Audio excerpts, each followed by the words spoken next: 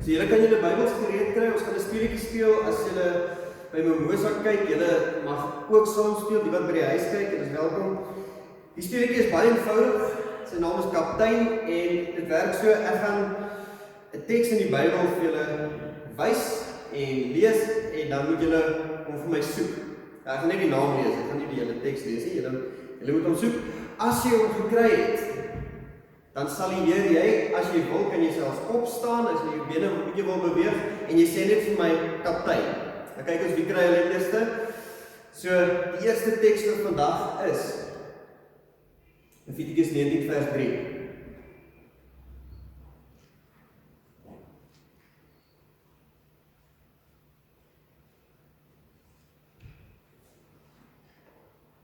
Julle mag ook julle fone gebruik. Kyk, daar is iemand wat gesalieer het, daai kant. Gerard, sê, jy kan vir ons lees. Of Gabriel, een van julle. Ja, ek het jou een idee, as jy maak en sy pa. Hulle moet my gebooie op die Sabbat gehoorsaam. Ek is die Here in die God. Kyk. Ons volgende een. Gerard, jy is nou uit. Met jou beerd gehad. Maleagi 1 vers 6.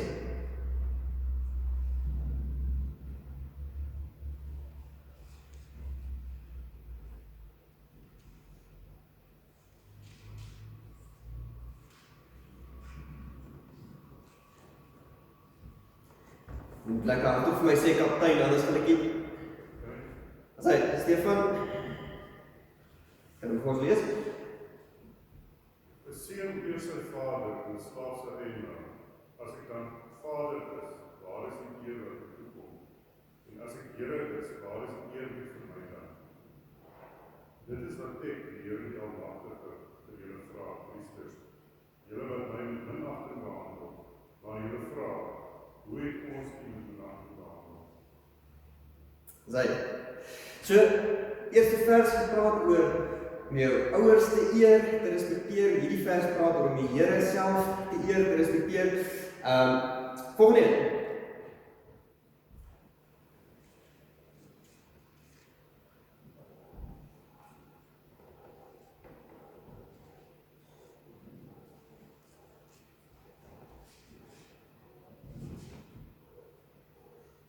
Daar sien ek 'n hand daar agter. Tannie was al 3 keer tweede gewees, so ek is seker dit gaan nou eerste wees. Kom ons hoor daar agter.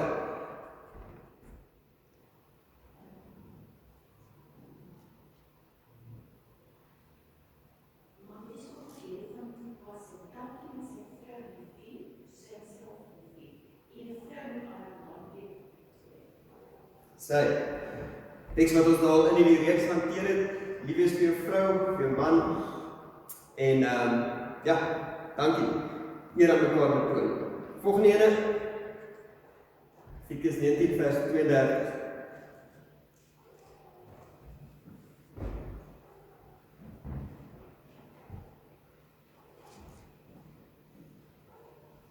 Was daai hand ek kon nie sien nie. Okay, verteer.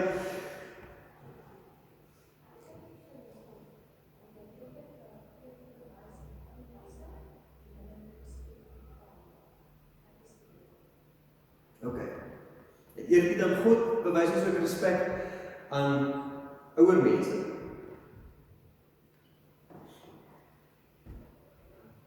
In Tessalonisense 5 vers 12 tot 13.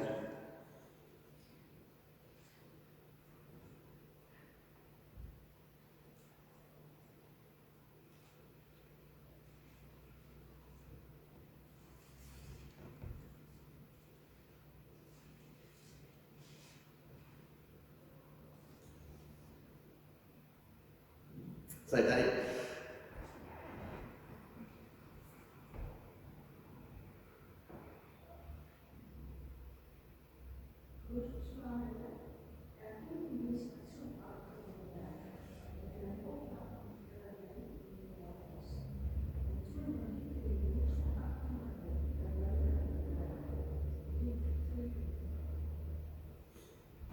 Sy dankie om ook eer te betoon aan die mense wat vir die Here werk en aan mekaar as gelowiges. Nog 'n laaste een.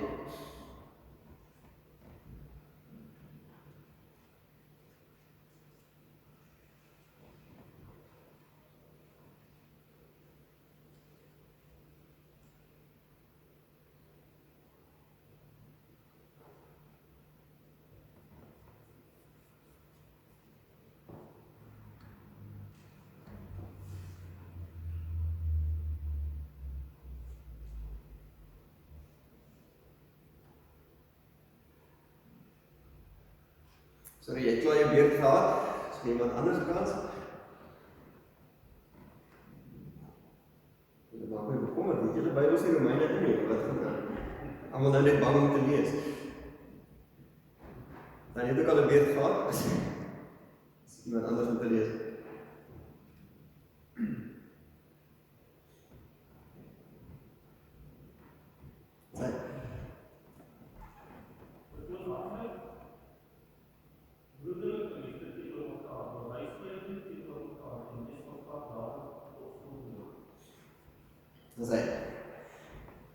Bewys broederlike liefde teenoor mekaar, eerbied, en dan sê dit ook, wees mekaar daarom tot voorbeeld. Met ander woorde, jy moet eintlik kyk of jy dit beter kan doen as jy ouers. Meer liefde en meer eerbied kan bewys.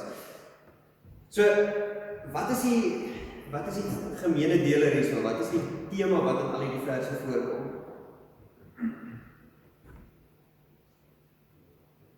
Jy moet hard praat agter die maskers. Ek hoor hier so voor, ek kon nou nie agter hoor, eerbied, mens kan ook sê respek. Die twee woorde word baie dieselfde gebruik in die Bybel.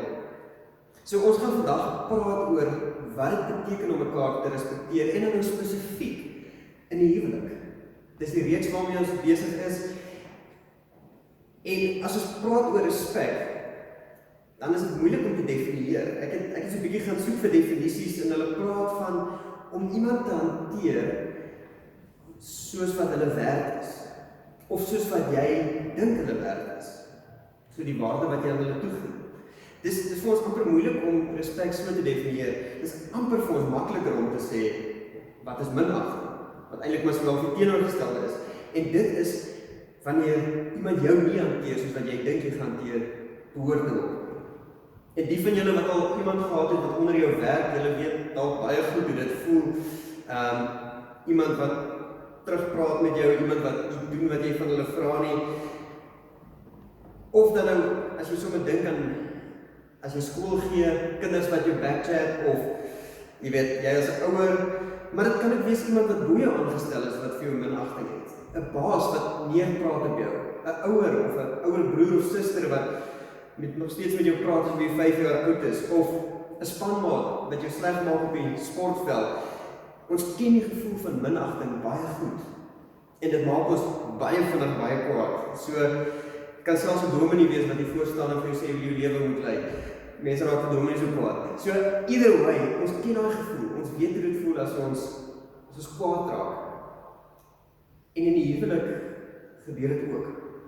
In die huwelik kan dit ook gebeur dat mense mekaar met minagting hanteer. En dit is absoluut dodelik as dit in jou huwelik inkry. So ons gaan 'n bietjie praat nog oor hoe dit lyk. Dalk moet ons vinnig net eers begin deur te recap die reeks waarmee ons besig is. Ek het klaar gesê ons is besig met 'n reeks oor die huwelik.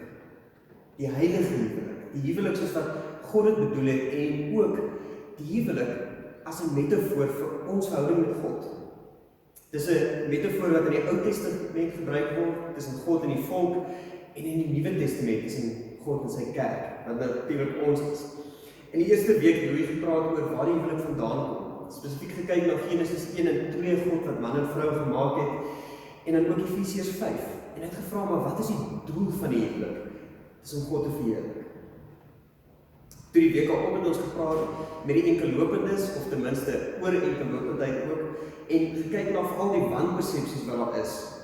Dat dit sleg is vir jou, dat dit net vir mense is met 'n sekere gawe om enkellopend te wees, dat dit per implikasie alleenheid beteken, of dat die huwelik die einddoel is, en met ander woorde, enkellopend beteken jy slaag nie daaraan nie, en dan, baie belangrik, die wanpersepsie dat enkellopendheid en onvervuld is. En daar het ons gesê, eintlik is dit waar, maar die wanpersepsie leer daarin dat ons dink die huwelik is vervullend.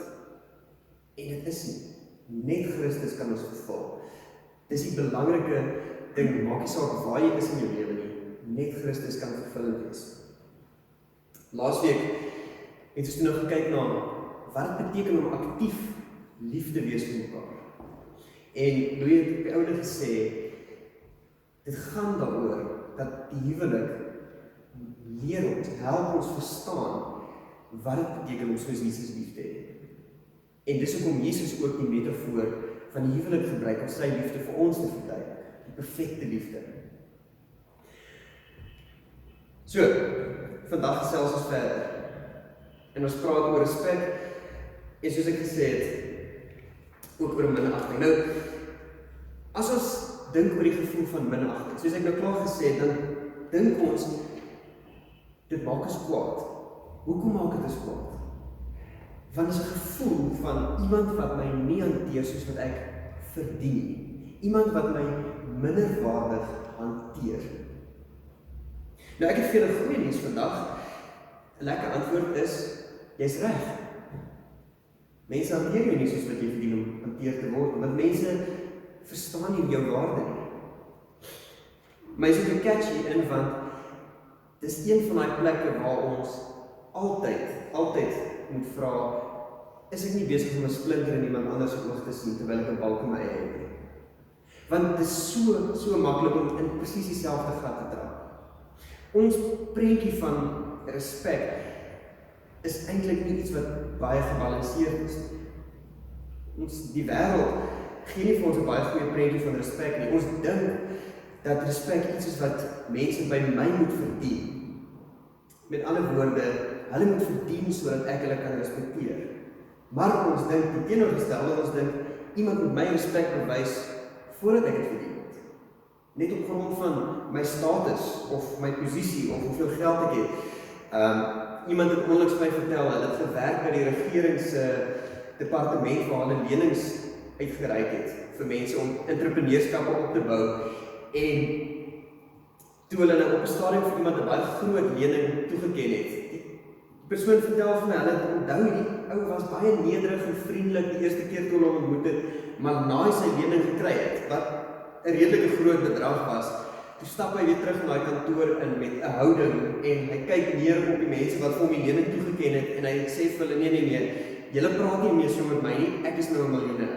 So, julle praat nou anders my. En hulle het baie gelag daaroor, want sy eerstens, jy verstaan nie hoe 'n lening werk nie, sy jou geld het, maar tweedens, dat iemand so drasties kan verander, net omdat hulle nou 'n paar nulle in 'n bankrekening het.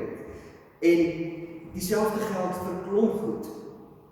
Ek bedoel, julle is almal waarskynlik dominees in julle lewe al ontmoet het wat ook daar geflout het, ongeag wat hulle persoonlikheid was. Hulle het geglo, hulle moet respek verdien, of nie verdien nie, dit moet net vir hulle gegee word. Gelukkig is ons oor daai nie, is nie meer heilig nie. Okay, baie naby, maar nog nie daar nie. So, either way, as ons dink oor respek in die huwelik, dan is dit baie maklik om daar ook minagting te hê. En dit kom van verskillende plekke af. Vir party mense kom dit uit 'n gesin, 'n ouerhuis, wat super patriargaal was. Met ander woorde, die man het gedomineer. En alles wat gebeur het, was volgens die pa se wil. En dis ook hoe die kinders geleer is. So as dit 'n seun is wat in daai huis groot geword het, dan is dit hoe hy sy vrou hanteer. En as dit 'n dogter is wat uit so 'n huis uitkom, dan is dit hoe sy na haarself kyk. Sy sien haarself as iemand wat net moet ja en amen in die huwelik. Meer onlangs, meer modern, het ons weer die ander kant begin sien van die feministiese beweging wat nie altyd nie, meeste van die tyd eintlik baie gesond is, maar by tye te ver na die ander kant te gaan. En mense wat sê, mans is eintlik rubbish, hulle is eintlik, moet hulle in die grond ingetrap word. Ek gaan nie oor gelyke regte nie. Nou, asseblief, ek praat nie teen die feministiese beweging nie, maar albei kante het hulle negatief. En as jy in een van hierdie situasies groot geword het, of dis jou vriendekring, of dis die die sosiale omstandighede waarin jy groot geword het, dan is dit baie maklik om minagting deel van jou huwelik te hê. So wat sê Petrus vir ons hieroor? Ons gaan lees uit 1 Petrus 3 uit. Ek gebruik vandag die 2020 vertaling vir 'n spesifieke rede. Ek sal net verduidelik hoekom. So ek wys hom ook op die bord. Julle kan daar saam lees. Dalk voor ons begin lees, is dit goed om te onthou, Petrus was getroud. Vorige tekste wat ons gelees het, was van Paulus, wat waarskynlik nie getroud was nie, veral toe hy die briewe geskryf het. Petrus was getroud. Ons lees dat Jesus sy skoonma gesond gemaak het. So, dit is nie 'n baie moeilike logika jump om af te lei. Hy was definitief getroud nie. So, hy skryf hierdie uit 'n binneperspektief. Hy is iemand wat self getroud is. Kom ons lees saam. Dit is in hoofstuk 3 vers 1 wat sê, net so vroue moet julle aan julle eie mans onderdanig wees, sodat selfs indien sommige aan die woord ongehoorsaam is, ook hulle sonder 'n woord gewen kan word deur die manier waarop julle leef, omdat hulle julle rein, eerbiedige leefwyse raaksien.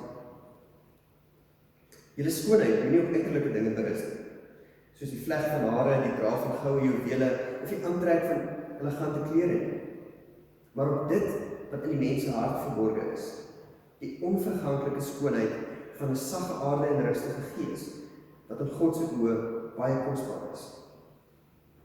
So het ook die heilige vroue wat op God gehoop het, hulle self immers destyds versien, deur aan hulle eie mans onderdanig te wees. So Sara aan Abraham gehoorsaam was, toe sy hom as Heer aangespreek het. Julle het haar dogters geword, en julle doen wat goed is. As julle doen wat goed is, en julle nie deur enige dreigement laat afskrik nie. Net so, mans, moet julle in julle lewe saam met julle vrouens begrip toon vir hulle as die swakker geslag, en hulle is mede-erfgename van die gawe van die lewe met respek behandel, sodat julle gebede deur niks belemmer word. Nou as ons hierdie teks soos wat hy is op face value sal vat, dan is dit dalk maklik om te sê, maar dit is nog steeds patriargaal. Dit praat nog steeds van 'n vrou wat onderwerpe is aan die man. Dit praat nog steeds van jy weet, Sara wat haar man heer. Dit is nie iets wat ons vandag baie gaan hoor. Maar ons moet verstaan dat Petrus is al klaar besig om 'n klomp van sy eie kulturele omstandighede heeltemal teen te werk. Baie drasties teen te werk. As mens ingaan in hoe dit in daai tyd was, dan kom mens agter, daai hele samelewing was 100% patriargaal, maar nie net pro-mans nie, dit was eintlik anti-vrouens in klomp sinne gewees. Byvoorbeeld, as hulle 'n erediens gehou het, soos hierdie, die reël was gewees dat er minstens 10 bywoners wees vir hulle om 'n erediens te hou. Vrouens was getel nie. So daar kan 50 vrouens wees en 9 mans, dan stop hulle die sinagogiese diens. Dan gaan hulle nie aan mee. Praat nou nie van in die kerk nie. Nie net dit nie, die vrou se stem het nie getel in die hof nie. 'n Vrou kon sien hoe iemand vermoor word, dit nie saak gemaak het. Hulle sou nie al getuienis aanvaar het. Nog verder as dit, die Jode het, as dit kom by die wet, gesê, dis beter om die wet te verbrand as om dit vir 'n vrou te leer. En enigiemand wat 'n vrou die wet leer, is eintlik besig om amper sonde te pleeg op daai manier. So, en hulle het selfs 'n gebed gehad, die Joodse mans wat gesê het, Here, dankie dat ek nie 'n heiden is nie. Dankie dat ek nie 'n vrou is nie. Dankie dat ek nie onkundig is nie. So, verstaan net uit watse plek uit skryf Petrus. Watse agtergrond het hy? En as ons dan lees wat hy skryf, dan besef ons, hy is eintlik dramaties teen die sisteem in wat hy sê. En dit begin by die eerste woorde, dis hoekom ek die 2020 vertaling gebruik, of in die 53 is dit ook. Die eerste woorde is net so.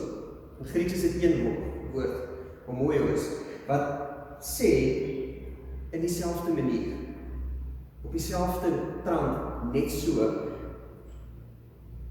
En ek weet nie eintlik hoekom hulle dit in die 83 uitgelaat het nie, maar dis 'n belangrike woord, voel dit vir my, want dit sluit aan by die vorige woord. Dit wys vir ons terug na wat Petrus reeds oor gepraat het. Petrus was besig om te praat oor Jesus. Eers het hy gepraat oor die verhouding wat 'n werknemer met 'n werkgewer het in diensbaarheid, en dan sê hy in vers 21, julle is immers hiertoe geroep om respek te betoon teenoor jou werkgewer, want Christus het ook ter wille van julle gelei. Hy het vir julle 'n voorbeeld nagelaat, sodat julle in sy voetspore kan volg. En dan gaan hy nog verder en hy verduidelik wat Jesus gedoen het, hoe Jesus opgetree het, hoe hy was, hoe hy respek gewys het. So, as Petrus dan hier skryf vir die vrouens en sê, net so, hoe mooi is, net so moet julle wees, dan sê hy vir hulle, julle moet soos Christus wees. Julle moet soos Christus optree. En dit kan dan mos nie 'n minderwaardige stelling wees nie, want Petrus sou in sy lewe nooit vir Christus minderwaardig maak het. So as hy sê, wees soos Christus, dan sê hy, julle is verheerlik tot op 'n plek waar julle hom kan volg. Tot op 'n plek waar julle hom kan naboots op 'n manier, net so. En presies daai selfde woord kry ons dan in vers 7 ook, as Petrus met die mans praat, dan sê hy weer vir hulle, hoe mooi is, net so moet julle ook. So dis nie 'n onderskeid in terme van wie beter of slegter is nie. Nou as ons op die ouene soos Jesus begin respekteer, op die ouene soos Jesus begin optree, dan stel hy die bar nog 'n bietjie anders, nee. Dan besef ons, respek het te doen met diensbaarheid, met nederigheid, met partykeer selfs 'n paar klappe vat en nie iets terug sê daaroor. Daai prentjie wat ons het van respek moet eers verdien word, dit kan nie werk nie, want dis nie Jesus het gedoen het. Dit kan nie ons antwoord wees nie, want Jesus het dit anders gedoen. En dan gaan Gary Thomas, die skrywer van die boek Sacred Marriage, nog 'n bietjie verder en hy vra, voel dit vir jou vrou asof sy met Jesus getroud is? Of voel dit vir jou man asof hy met Jesus getroud is? Daar raak dit baie intimiderend. Kom ons op 'n punt waar jy sê, joef, ek weet daarom nou nie heeltemal daarvan nie. As daar 'n man is wat wel dink, hy kry dit reg, dan het ek baie slegte nuus vir jou. Jy dalk nie 'n goeie prentjie van jouself of 'n akkurate prentjie. Die punt is, Petrus sê, julle moet mekaar so respekteer, so vereer, so lief hê, soos wat Jesus het gedoen het. En nie net dit nie, hy sê net 'n paar verse voor dit, in hoofstuk 2 vers 17, sê hy vir hulle, julle moet alle mense respekteer. So dit is ook nie net in die huwelik nie. Die huwelik is vir ons die oefenplek, soos Louis laasweek gesê het, die plek waar ons dit die beste kan regkry. Maar dit gaan baie verder as dit. Hy sê alle mense, julle medegelowiges en ook die keiser. En weer eens, ons wat in Suid-Afrika bly, ons kry 'n bietjie van 'n twitch as daar vir ons gesê word, jy moet jou president respekteer. Maar dis vir die Bybel vir ons sê. Dis alle mense, moet ons met respek hanteer, nie eers as hulle dit verdien nie. Ok, hoe doen ons dit dan? En dan ook spesifiek, hoe doen ons dit veral in die huwelik? Die eerste ding is, dit begin by 'n keuse. Respek soos liefde is nie passief nie. Respek is nie net die afwesigheid van minagting nie. Respek is 'n keuse. Dis om te sê, ek gaan myself by tye prys gee. Ek gaan luister na die ander se opinie, nie na my eie nie. Ek gaan die ander een as my gelyke sien, of selfs beter as, en hulle so hanteer. Ek gaan, voordat ek respek kan verloor vir iemand, aanhou werk om my respek te hou. Iemand het op 'n stadium gesê, dit moet amper meer van 'n awe wees. Jy moet in awe wees, die Engelse woord, van jou man of jou vrou. En dis 'n aktiewe ding, dis iets wat jy aanhou kies, dis nie iets wat toevallig gaan gebeur nie. Mens kan ook selfs so ver gaan as om te sê, die dag wanneer jy met minagting kyk na jou vrou of jou man, dan is dit nie hulle wat gefaal het, en dis jy. Jy self is die een wat hierdie standaard bereik het. Tweede manier hoe ons respek kan hou is, jy kies heilige dubbele standaarde. Nou, ek het 'n bietjie vroeër gepraat van die wêreld se dubbele standaarde wat sê, ek moet respek kry sonder om dit te verdien, jy moet my respek verdien. Heilige dubbele standaarde draai daai om, en jy sê, ek gaan vir jou respek wys, ongeag of jy dit verdien of nie, in my oë dit verdien. Want jy is 'n kind van God. Jy is 'n skepsel van God. Soos wat iemand nie met vuil vingers gaan vat aan 'n Van Gogh of 'n Rembrandt skildery nie. Ek bedoel, hoeveel te meer moet ons dan nie met disrespek God se skepping hanteer. So, dis 'n keuse om te sê, ek gaan kies om jou te respekteer, ongeag of jy dit verdien of nie, en ek gaan nie kwaad raak as ek nie die respek kry wat ek voel ek verdien. Ons dink baie keer, respek sal jy gee, maar solank jy dit ook net ontvang. Solank jy net so 'n bietjie respek terugkry, dan gaan dit werk. Nee, 'n heilige dubbelstandaard is om te sê, ek gee, ongeag of dit verdien word, en ongeag of ek dit terugkry. Dit gaan teen ons natuur in, maar dis wat heilig maak. Die derde manier om mekaar te respekteer is om te verstaan. Mans en vrouens is geestelike gelykes. En Petrus sê dit in vers 7, as hy sê, ons is mede-erfgename van die gawe van die lewe. Met ander woorde, hy sê, ons is gelyk in God se oë.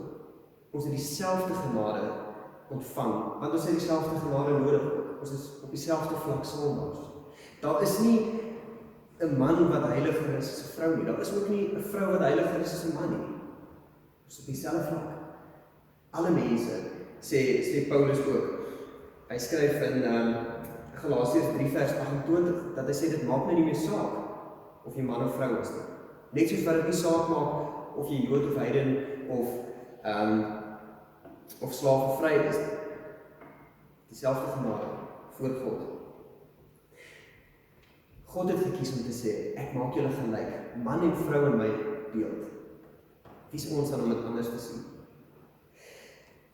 Maar gelyk beteken ook dieselfde. En dis 'n verdere belangrike deel van respek, is om mekaar se verskille te leer ken.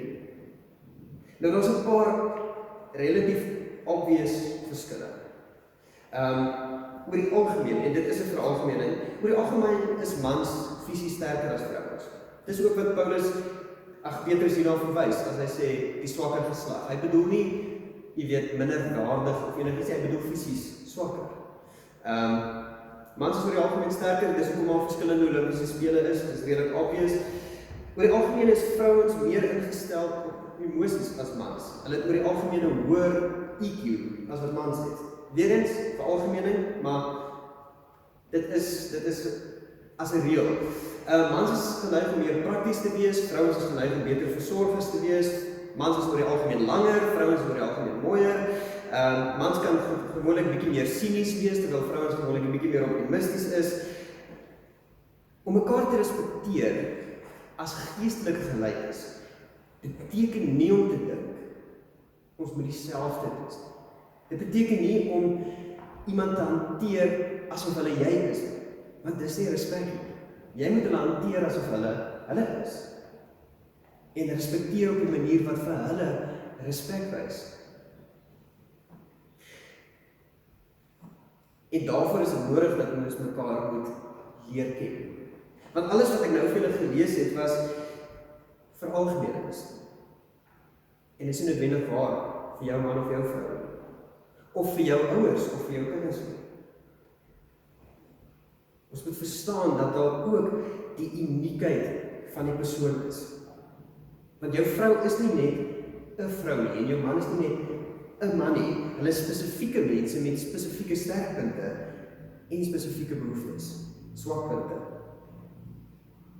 En vir ons om iemand te respekteer beteken om diep te gaan luister, diep vrae te vra, te gaan krap onder die oppervlak om regtig uit te figure, wat is dit wat hulle laat tik? Wat is dit wat hulle maak wie hulle is? Dis ook om te weet wat hulle aftik, wat hulle kwaad maak. wat hulle as minagting beskou. So, as jy regtig vir jou man of vrou wil lief wees, dan ken jy hulle goed wat hulle kwaad maak. En jy vermy dit so ver as moontlik, as jy kan. Want dis deel van liefde, dis deel van respek. En dan sê Gary Thomas verder, jy moet eers iemand leer ken, voordat jy hulle kan respekteer. Dis eers as jy iemand regtig moet ken, wat jy hulle regtig respekteer. En dis uit daai respek, dat jy hulle regtig kan lief hê. So leer ken mekaar se verskille. En dan laastens, wees saam dankbaar. En daai komma is opsetlik daar, want dit is twee kante. Julle is eerstens saam. Julle is 'n span. Julle face die lewe saam. Julle pak dit saam aan. Julle staan by mekaar. Julle dra mekaar se laste. Julle beskerm mekaar ook teen aanvalle. Julle kyk uit vir mekaar. En dan saam beteken ook jy aanvaar die persoon. Met die wete dat hulle fout het. Met die wete dat ons almal sondig is. Saam is om te sê, ek kies jou, ek staan by jou, ek aanvaar jou, en as jy jou foute maak, dan bring dit ons nie in 'n split nie, dan bring dit ons nie, trek dit ons nie uit mekaar uit nie. Ons staan saam. Maar nie net saam terwille van, of as 'n nice idee nie, saam om ook die Here te verheerlik. En dit kom uit dankbaarheid. As julle saam as 'n koppel dankbaar is, dan raak dit soveel makliker om mekaar te respekteer en te waardeer. Want sien, minagting kom uit die feit dat jy 'n verwagting het wat nie ontmoet word nie. Maar respek kom uit die feit dat jy uit dankbaarheid begin en dat jy waardeer. So soek daai dankbaarheid saam. Soek jy goed in mekaar waarvoor jy kan dankbaar wees. Soek jy goed in die lewe waarvoor jy kan dankbaar wees. Nou hierdie 5 goed wat ons nou genoem het. Dit geld vir die huwelik. En dit is maar 'n kort lysie van 'n baie langer lys van maniere om vir mekaar te respekteer en respek te bou. Dieselfde is ook waar vir die kerk. Dieselfde is ook waar vir ons verhouding met die Here. Ons moet kies om vir mekaar respek te wys. Ons moet kies om ons ander medegelowiges met heilige dubbelstandaarde te hanteer. Hoeveel mense het julle nie al gehoor wat sê, nee, ek gaan nie meer kerk toe nie, want daar's te veel skynheiliges. Dis mense wat nie die tweede punt verstaan nie. Ons moet kies om mekaar as geestelike gelykes te sien. En weer eens, dominees, ouderlinge, diakens, niemand is belangriker as enige ander lidmaat. Iemand wat al 80 jaar 'n Christen is en iemand wat 'n week terug tot bekering gekom het, daar's nie beter of slegter nie. Ja, daar's miskien 'n bietjie meer volwasse in jou geloof, maar dis nie 'n maatstaf van of ons gered is of nie, of hoe ons gered is of nie. Ons is voor God gelyk is. Ons as gelowiges moet mekaar se sterk en swakpunte leer ken, sodat ons mekaar kan respekteer, mekaar se kulture ook leer ken, as ons buite ons kerk kyk. Daar's verskillende kulture wat op verskillende maniere respek wys. En dan, ons moet saam dankbaar wees vir wat God vir ons gee. So mag jy in jou huwelik of jou verhouding of in jou enkelopendheid as 'n kerk mag ons leer wat dit beteken om mekaar respek te hê, eerbied te hê en te wys. En mag ons soos Christus, hoe mooi ons net soos hy respek wys, ongeag of mense dit verdien of nie. Kom ons bid saam.